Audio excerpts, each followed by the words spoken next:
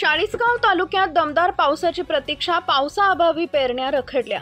महाराष्ट्रात सर्वत्र जोरदार पाऊस होत असून अनेक धरणे यंदा वेळेपूर्वीच भरलेत। मात्र अजून जून महिना संपत आला असून देखील चाळीसगाव तालुक्यातील काही भाग अद्याप कोरडा ठाक आहे, तर संपूर्ण तालुक्यात दमदार पावसाची प्रतीक्षा आहे। डोंगरपट्टा, गिरणा काठ तसेच नाशिक जिल्ह्यालगत असलेल्या चाळीसगाव तालुक्याचा काही भाग अद्याप पावसाअभावी कोरडा आहे।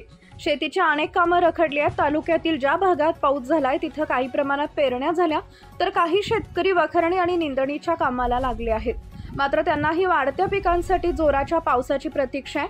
अद्यापही तालुक्यात जवळपास 60% शेती क्षेत्र पेरण्यांपासून वंचित आहे। यंदा अनेक शेतकरी बैलजोडीऐवजी ट्रॅक्टरच्या सहाय्याने पेरणी करण्याचा आधुनिक तंत्रज्ञानाला जास्त पसंती देत असल्याचं दिसून आलं आहे। मजूर मिळत नसल्यानं तसेच मजुरी जास्त वाढून मागत असल्यामुळे आता या आधुनिक तंत्रज्ञानाचा आधार शेतकरी वर्ग घेत असल्याचं सांगितलं जात आहे। यामुळेच निंदणीच्या ऐवजी तणनाशक फवारणी याचाही पर्याय मोठ्या प्रमाणात वापरला जात आहे।